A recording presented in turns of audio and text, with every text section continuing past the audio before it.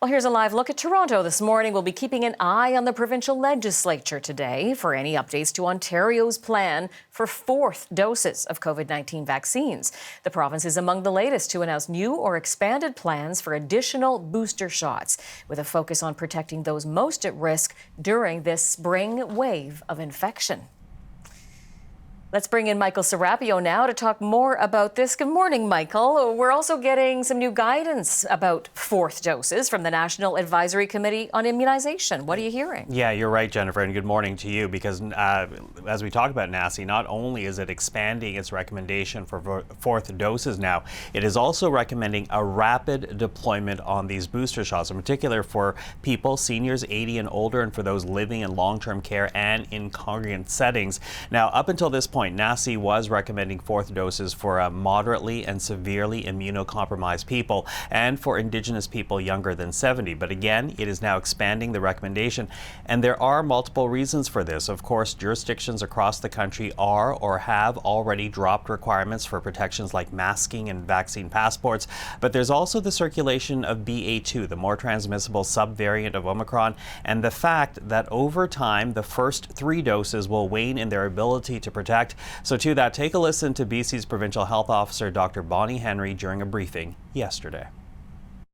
We know that the older we are, the sooner that antibodies will wane, and the less strong our cell-mediated, those memory cell responses will be. So an extra booster dose right now will provide a rapid increase in antibodies, and we've seen that from data in other countries where this has been used, and will provide that spring protection as we're able to get back to more activities in the community. And British Columbia has announced, Jennifer, that it will roll out fourth doses for seniors over 70, long-term care residents, and Indigenous people 55 and older. So you can actually see British Columbia, is going beyond NACI's recommendations right now, and so are other provinces. Saskatchewan, for example, was already offering boosters for those in congregate settings. Quebec already offering them to anyone older than 79. And as you said right off top, Ontario's health minister does say the province will soon give boosters to people 60 and older. So a lot moving on this file, Jennifer, as NACI now focuses on possible boosters for younger adults under the age of 55 and even for teenagers.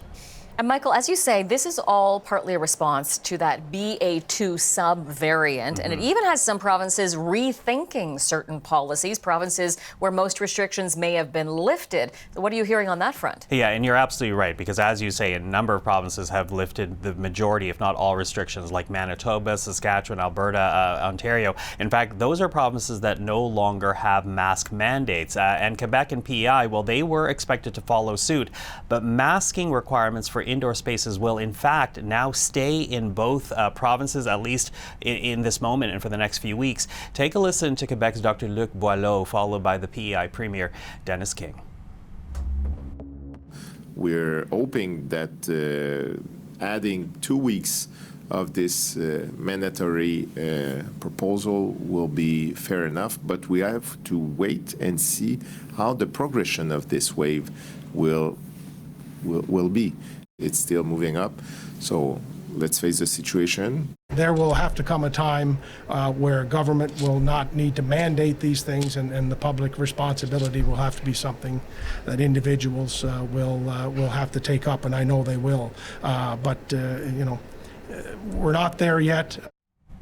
So, PEI and Quebec will be keeping their mask mandates. This is in response to rising case counts and the BA2 subvariant. Those two provinces looking for at least another couple of weeks with this mask mandate, if not longer, Jennifer. So we're going to have to follow, keep following the story to see if other provinces will also bring back mask mandates. Important to note, though, with or without a mandate, officials across the country say it's still wise to wear a mask in most indoor settings. All right, thank you for this, Michael. You're welcome.